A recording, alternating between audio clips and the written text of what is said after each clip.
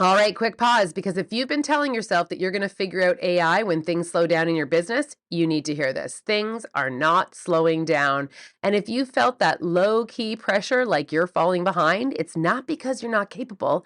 It's because you're super busy running your real design business and you don't have time to become the tech person that you think it requires to keep up. So here's the good news. You don't have to understand everything AI can do. You just need a clear starting point, one that begins at the very beginning and walks you through step by step in a way that makes sense for interior designers.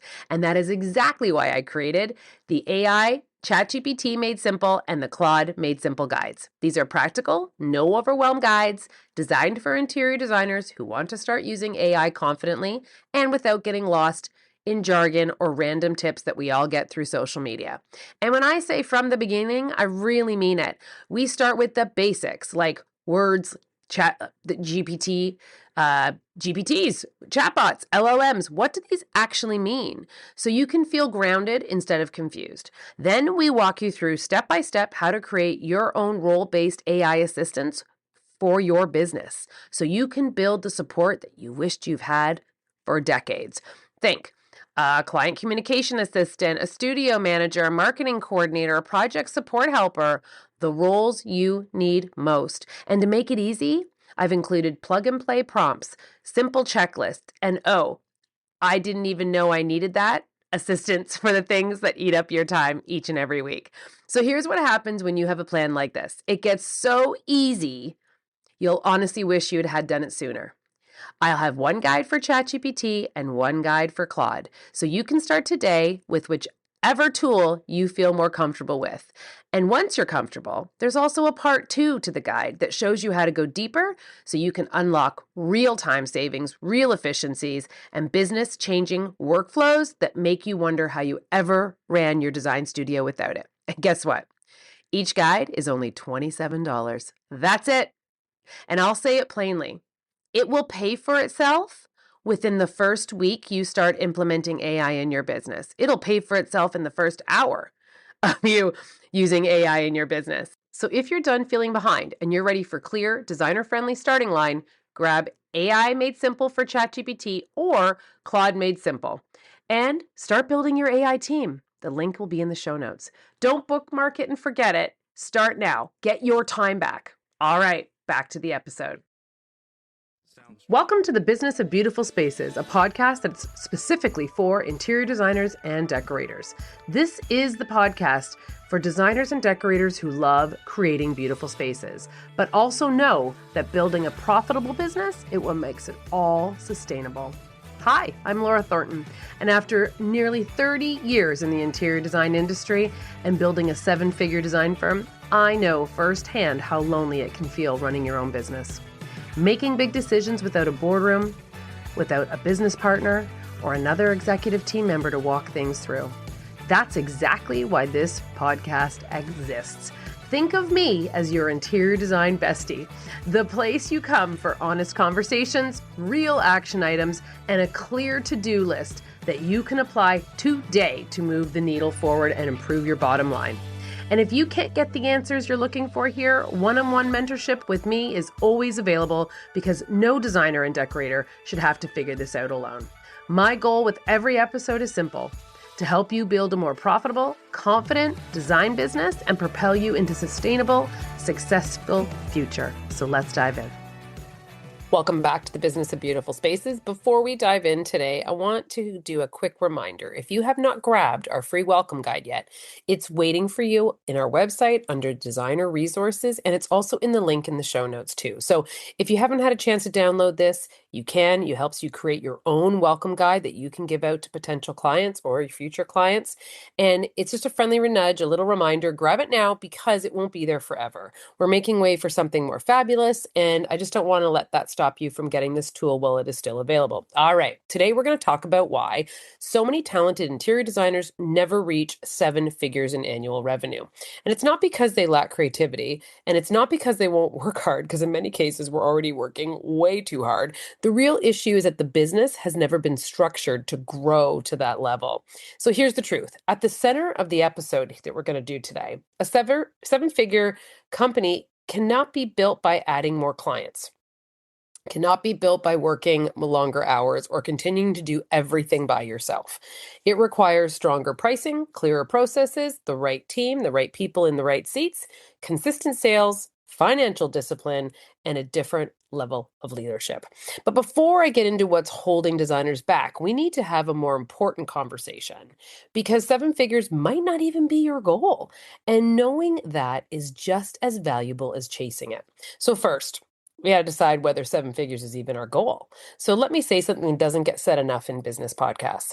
Not every design firm or even any company, doesn't have to be interior design, needs to be or should be a seven-figure firm. Maybe you've deliberately built a business that lives in the design phase with drawings, space planning, selections, specifications, and then you can hand the client a beautiful, complete roadmap that they can purchase all on their own and you can move on to the next one. And you're not procuring your clients on your client's behalf.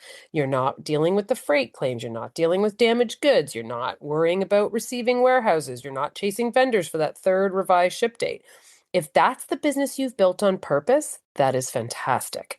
Truly fantastic. Fewer procurement headaches is a real quality of life decision. Although, let's be honest with each other, the headaches don't disappear.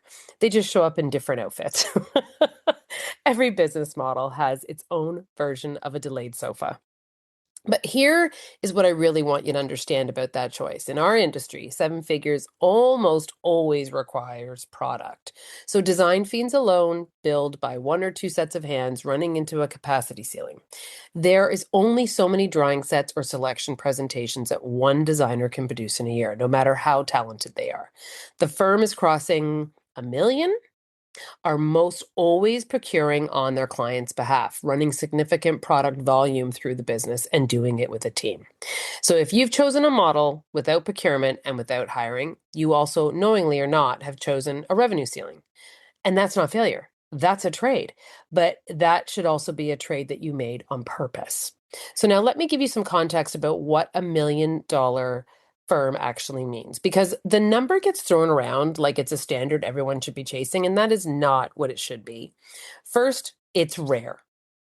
Depending on the study you read, or somewhere in the range of 4 to 9% of small businesses ever cross $1 million in annual revenue. I'm just going to repeat that. 4 to 9% of small businesses ever cross $1 million in annual revenue. And for women-owned businesses, the commonly cited figure is even lower. It's around 2%. So if you're anywhere near that number, you are not behind, you are exceptional. Second, $1 million in revenue is not $1 million in your pocket. At the net margins typical of a small business, often somewhere around 10%. So a $10 million firm might produce in the neighborhood of $100,000 profit. And in design, where product revenue passes through vendors and the gap between top line and where you keep can even be wider. So $1 million design firm can pay its owner less than $400,000. Now, when I'm talking about these numbers will include your salary already removed. So this is profit to the company. Just keep that in mind. So when you are hearing numbers, it is something, it's not, that's what you take home. That is what the business has profited. You've already pulled a salary that is not included in those profits. It's already been removed as an expense. So the third, $1 million almost always means a team, payroll, more clients, more risk, and a different job for you as the owner. You stop being a designer with a business and you become a CEO with a design firm. So unless you know what $1 million really means, it might not be the goal that you need to set. The better question is, and one we've asked before on the show, what do you need the business to pay you, and what revenue at healthy margins produces that? For some of you, the answer is seven figures. And for others, it's lean, profitable design phase firm that funds a beautiful life with far fewer moving parts and headaches. So both are wins. And even if seven figures is your milestone, and for many of you listening, it genuinely is, then let's talk about the 8 limitations that keep very talented designers from reaching it. All right, the first one. There is no financial plan behind the goal. So many designers will say that they want to reach $1 million. but they have never calculated how the business would actually get there. So the revenue goal is not a business plan. You need to know how many projects it will take, the average value of those products, how much come from design fees versus product sales, and what margins the business must maintain. You also need to know whether your team can deliver that work.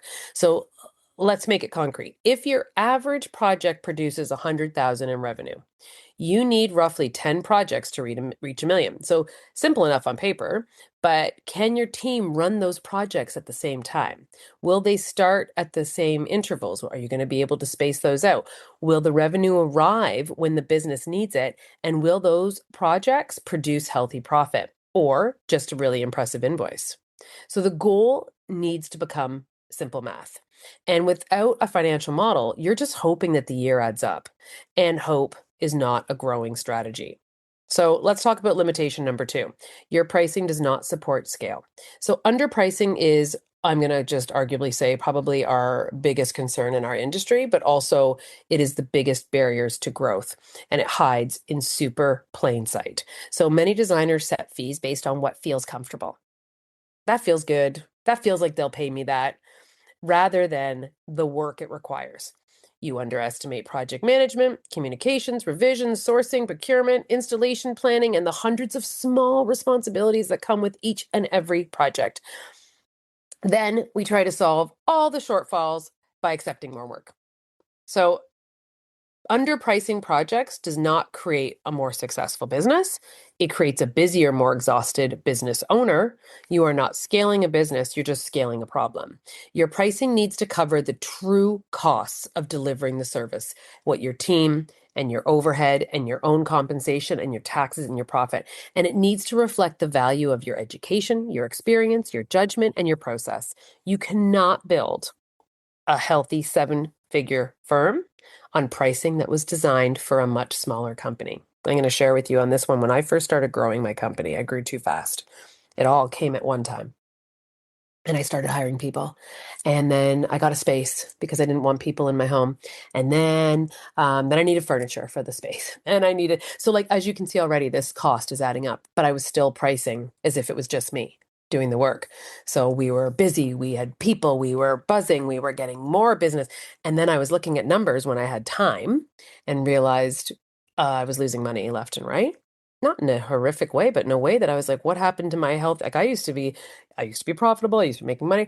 And it's because I grew too fast and didn't adjust the business and the cost of doing business the same way. Because I didn't know any better.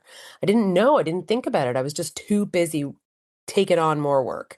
And so at some point, I realized I have to stop at this, and this needs to stop the bleed, and I need to see what's happening here. And everything needed to be adjusted to accommodate the team that I had built.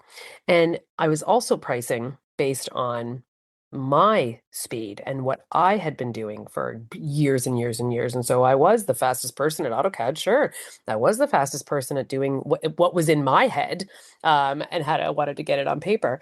But when I had to start having a team and explain to them what I wanted and how I wanted it done, and they were newer to the industry, it was taking way longer. So not only was I not charging enough based on the hours that I was used to, I also wasn't giving enough time and leeway when I was presenting my quotes and saying this was going to take us 3 to 4 weeks. It was actually closer to 6 to 8 weeks, because I wasn't able to adjust that timing. So time tracking, I've always been diligent with time tracking. I preach about it, but it became super important, very evidently, very quickly when you are not being profitable. Okay, so that's my overshare. But your pricing really does need to cover all the costs of delivering the service and still make you money. Okay, so let's move on to the next limitation. Limitation number 3, there is no clear, repeatable process. A 7-figure firm cannot function when every project is managed differently. I used to say, I'm going to try it this way this time and see if that works. And then I'm going to try. And that's how I got down to the process that does work, by trying it. But my process has not changed in over a decade. It is tried, it is tested and it is true, and it never lets me down. And when I veer away from it, that's when things go rogue, and it's usually self-inflicted. So your process should guide you and your client and your team from inquiry through to consultation, through to the proposal, through to the design development, the procurement, the installation, and finally the closeout. And when that process is unclear, the business becomes reactive. Clients do not know what to expect, which means they start asking you questions. And if they're asking you questions about where we're at or what's happening, there is a flaw. And sometimes, let's be clear, we also know sometimes our clients just don't read the emails we send or the process that we have. But as soon as I would get an inquiry or a client would ask me a question, then I knew that we had dropped the ball somewhere if they didn't know what was happening. And then that would become a new process for us within a process. So team members don't know what happens next, or your clients don't know what happens next. Steps are getting missed. Projects will drag on, and the owner starts spending her days stepping into answering questions and fixing problems. So a strong process creates clarity for literally everyone touching that project, from your client to your team. The client understands the journey, the team knows its responsibilities, and the owner can see where every project stands. It also protects your profits. So with no defined structure, extra revisions and meetings and requests slip in without being tracked nor charged for. And scope creep loves a vague process. Oh, yes, it does. One distinction worth making: process and systems are not the same thing. The process defines what happens, and the systems are things like your templates, your checklists, your management tools, your order trackers, your SOPs. That's the things that help your team execute each stage consistently, but you do need both. And no, a repeatable process does not kill creativity. It builds structure that lets the creativity actually thrive, because you're not caught up in fixing all the things that went wrong without it. So here's the test. If your business cannot consistently guide one project from inquiry to completion, adding more projects will only multiply the confusion. All right, let's move on. Limitation number 4, you are the bottleneck.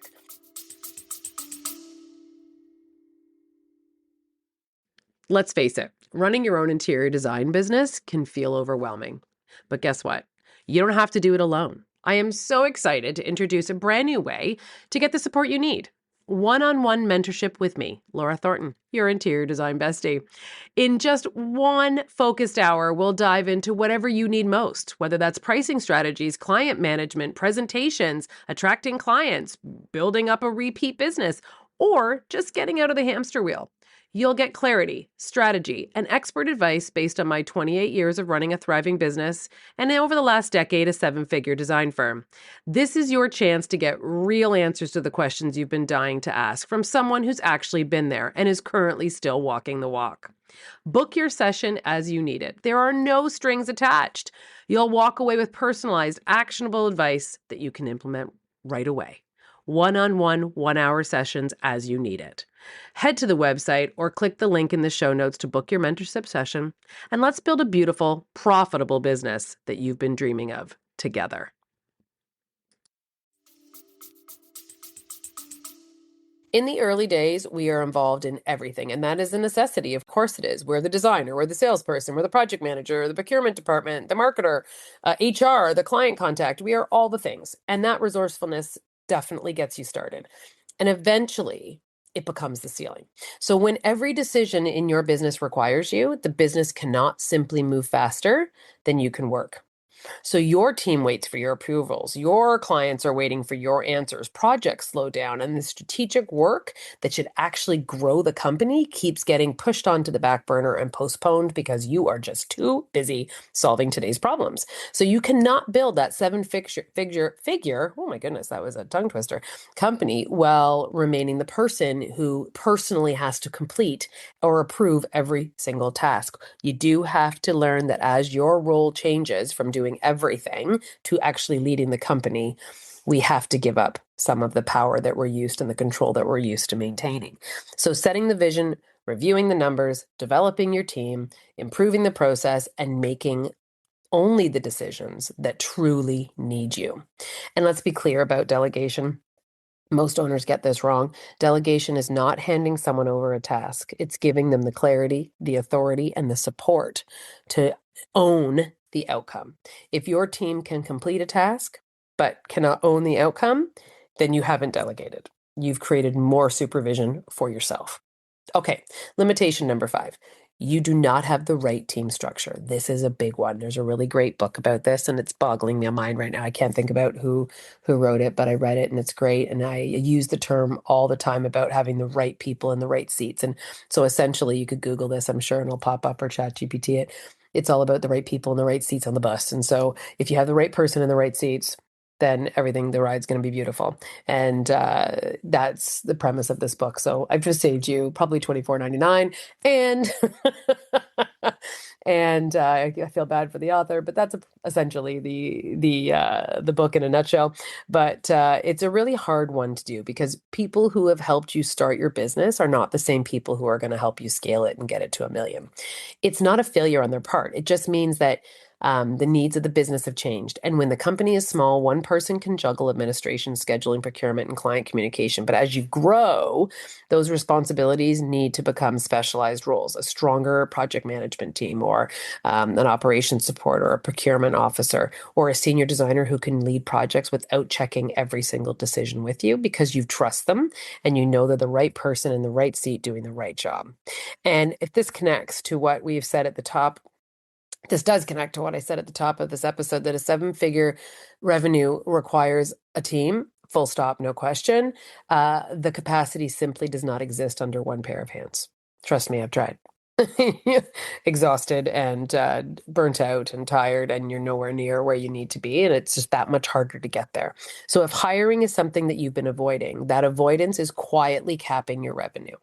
The most common mistake that I see is that an overwhelmed owner hires a general assistant because we need help, and without first identifying what the business actually needs. Adding people doesn't automatically create capacity. So sometimes it just adds payroll and chaos.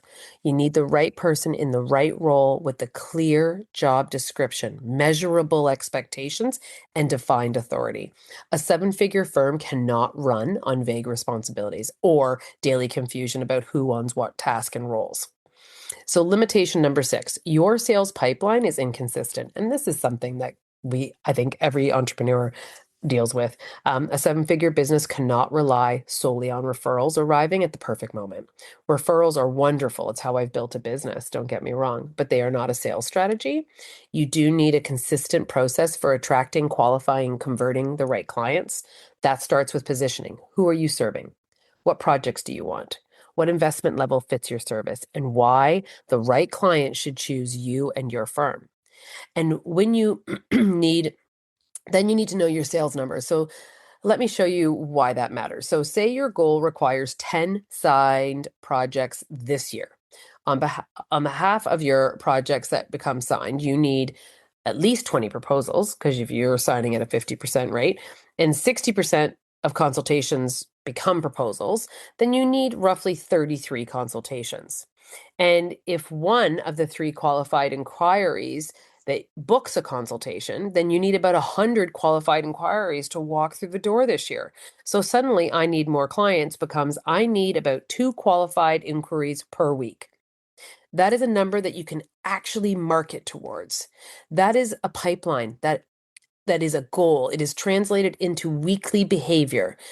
It's more tangible. So one more thing, not every inquiry deserves a consultation, and not every consultation deserves a proposal. A strong qualification process protects your time. It tells you early whether the budget, the timeline, and expectations fit. So growth isn't about attracting more opportunities. It's about attracting and selecting better ones. So that wrong client that consumes a capacity in your mind and effort, but it also shrinks your profit, and it distracts from the business and stronger projects. While we're on this topic, I'm going to do a little public service announcement. I don't know if anyone else has had this happen. It's happened to me twice in the same month, where I've had inquiries from my website, and the client looks so promising. It's telling me they want to do a project that's right up in our scope. And then I write back with our normal email that they automatically get something first. And then when it does get to me within 24 to 48 hours, we like to turn it around. And we like to set up our complimentary Zoom call. And then there's a process, and it automatically generates this Zoom link. And now I'm getting this pushback where we actually like to use our own link. We will send it to you. And then we'd like for you to click this link and look at all the floor plans and all of these things. And as soon as someone wants you to click on a link, you should have a big red flag where, not doing it. And I write back and I say the first time around before I knew it was a bit sketch. And I basically wrote back and said, that's not our process. Our process is that you will click on our Zoom link. And with that, I'll be able to see your face. We'll be able to have a conversation. We'll be able to get a feel for each other. And you can explain to me what the scope of work is. If we decide at that point to continue, then we will address any drawings that you would like to email to me. Well, that didn't go well. Went back again. They pushed back again, the individual that was pretending to be a potential client, and saying, this is the link, and please make sure you're on a laptop, a desktop, no mobile. So right away, I was like, no, this is somebody trying to click a link and then obviously gain access into my computer. So public service announcement, if that's happening to you, make sure you've got your spidey senses on and red flags every which direction. And I've had the exact same email come back 3 weeks later with a new name, new person claiming to be working in Europe over the summer. And they would love to work with us in the fall and they have a great budget, blah, blah, blah. It's baloney. So don't fall for that one. So sorry, off on a tangent, but it fits because you're all excited about this potential new client just to find out it's a scam. Okay, so limitation number 8. You have not grown into the leader of the business yet, or that the business needs. So the skills that got you to your first 100,000 will not take you to 250, and the skill set required at 500,000 changes once again. So by reaching 1 million, you can only imagine that skill set is entirely different. It's a different level of leadership, of financial knowledge, team development, and strategic decision making. So at 7 figures, you are not managing simple design projects. You are now leading a company. And that means understanding your numbers, about planning ahead, making decisions about people and profitability and capacity and sales and risk. And it means spending real time thinking about the future instead of spending every day just reacting, or actually spent it on drawings or selecting the pretty things. We have to be reacting to the present. So here is the trap. Many of us owners still measure productivity by emails answered, client problems being solved, but the leader of a growing firm asks different questions. Where is the business going? What does the team need? What services should we expand or which ones need to be removed? What's limiting our profitability? And where does the pipeline look in 6 months from now? What must be documented or what must be delegated? So strategic work like this never feels as urgent as a client email. It's also the only work that determines whether the company is going to grow. So you cannot lead that 7-figure design firm while functioning it as the most overworked employee. And give yourself some grace here too, because most of us were never trained for this. Like, you were educated on space planning and materials and construction and color. Maybe you were self-taught and you didn't even have that. Nobody taught you to forecast cash flow, to build a team, to manage capacity, or to build $1 million company. These skills can be learned. Don't be afraid. And you don't have to learn every lesson by going through years of trial and error. The right coach, the right mentor, the right accountant, the right business program, they can show you the next stage and what it requires. You still have to do the work. You just don't have to figure it out alone. So again, as you know, I created the Profit Academy for interior designers, and it's exactly for this reason. It's a 6-week program that you don't have to go it alone. There's guidance instead of guesswork, and alongside other designers who are building the same businesses, and the doors will be opening this September. So if you do want to learn about this a little deeper, get on the wait list because that's going to be coming out really soon. Okay, so a word about the messy middle. Before we wrap up this list, I want to warn you about something that almost no one talks about. And I wish someone had told me. And when they did, I'd already kind of gone through it, but I was like connecting to it like big time. Like I had the aha moment. So there's this stage of growth that often happens somewhere between the 500,000 to 1 million, where things can feel worse before they get better. You've hired people, the payroll is real now, they get paid before you. You've invested in systems and software, and every month you get to see that on your bill. Yay. Your costs have gone up, but so has your efficiency. And somehow you don't feel like the efficiency is caught up just as fast as the bills. And for that stretch, the owner of this bigger, busier firm can take home less than they did when the company was half the size. And this happened to me. So if you find yourself there, hear me, it does not mean that you've broken your business. It means that you're in the mid-crossing. The team costs arrive before the team's full value does. The system costs money before they save you money. So what matters is at this stage is that it's the crossing. It's not a campsite. You need you need a date and a number, and when this investment is expected to pay off. And what the business should look like on the other side of this. So owners who plan the crossing come out stronger. Owners who drift through and spend years stuck in the most expensive version of their old businesses obviously are going to be struggling. So now, you do not need to fix all of these 8 areas at once. In fact, please don't try that. Every business has one constraint that's tougher than the rest, and it's that one that's doing the damage. So maybe you have plenty of inquiries, but your pricing is too low. Maybe pricing is strong, but nothing moves without you. Maybe you have a team, but no clear processes, or a great process, but unpredictable pipeline. So maybe revenue is growing, but the project mix is quietly starving your profit. Find your primary limitation. Work on that first. When the toughest constraint loosens, the whole business moves. So fixing anything else first just makes the real bottleneck much more obvious. So this week, start with a bigger question. Is 7 figures really your actual goal? Write down what you need that business to pay you. What kind of business you want to run day to day. Design phase only or full service with procurement. Lean or with a team. Let the goal come from those answers, not from someone else's milestones. And then if 7 figures is still your target, write down 2 numbers, your current annual revenue and your desired annual revenue. Then ask yourself these 4 questions. What would need to be true for this business to reach that number profitably? Which of these 8 limitations is the greatest barrier I'm facing right now? What process, skill, person, or decision is currently missing in my business? And what do I need to stop doing so I can lead the next stage of this company? Be honest about the gap. This is not about making yourself feel behind. This is about clarity. You cannot build the next version of the business while pretending that the current structure is enough. So most designers don't miss 7 figures because they lack talent. We know that. They miss it because the business was never designed to reach that level. The financial plan is unclear, the pricing doesn't support growth, the process is inconsistent. The owner typically is the bottleneck. The team isn't structured correctly, the pipeline is unpredictable, the project mix is probably limiting your capacity. Or the owner hasn't just yet developed the leadership that the next stage requires. And for some of you, the most valuable thing you'll ever take from this episode is permission. The permission to decide if you actually want 7 figures, if that isn't your goal, and to build smaller, profitable, beautifully managed firms on purpose.